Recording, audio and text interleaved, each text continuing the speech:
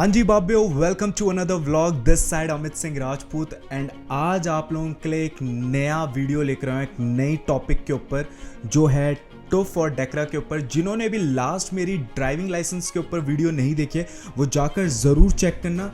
Link जो है वो डिस्क्रिप्शन में दे रखा है और आप जाओ चेक करो। न्यू सब्सक्राइबर जितने भी हैं, क्योंकि उनको पता नहीं चल पाएगा टुफ और डेकरा का क्या डिफरेंशिएट है।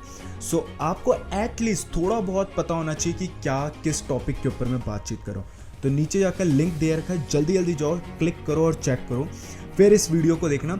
एंड रेस्ट आज आपको यही पता चलेगा टुफ और डेकरा क्या है, क्या क्या होता है इस पर, क्या नहीं करना चाहिए हमें।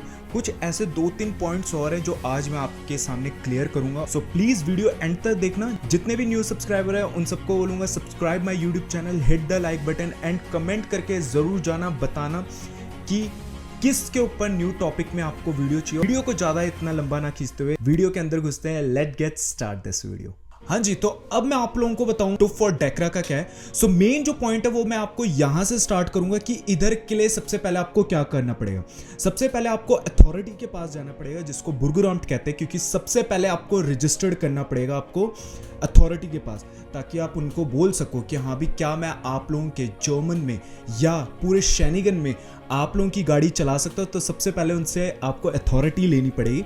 तो वहां पर जाकर आप बात करोगे उनसे, तो वो कुछ आपसे 2 सवाल पूछेंगे कि आपको क्या करना है। सबसे पहला जो होगा वो आपसे ये बोलेंगे टुफ लेना है या डेकरा लेना है, वो मैं आगे आपको बताऊंगा, पूरा देखते रहना।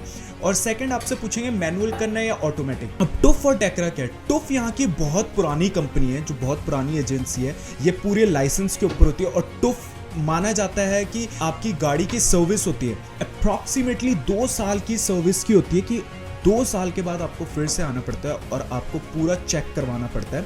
एंड जब टुफ आपको कोई सर्कल सा चाहिए होता है, ब्लू ग्रीन, वो हर साल बाद साल या 2 साल के बाद चेंज होता है, तो वो देता है स्टिकर जिससे आप वैलिड होते हो कि हाँ भी 2 साल ये बंदा चला सकता है बिना कोई टेंशन से, क्योंकि इसकी कार एकदम परफेक्ट है, सर्विस ऑल डन है। क्योंकि हमारे इंडिया में चलो जैसे मर्जी है, चल रहा है, सर्विस कर ली तो ठीक है, नहीं करी तो सालों साल कोई बंदा नहीं भी करता।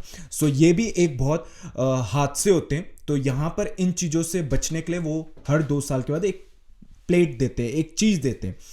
सो टुफ यहाँ की बहुत पुरानी एजेंसी है। डेकरा अभी नहीं आई है, वो कई इलाकों में नहीं है, most probably Berlin, Munich, Frankfurt इन जैसे बड़े बड़े एरिया में है, बट छोटे छोटे शहरों में नहीं है, वहाँ पर सिर्फ टुफ ही है।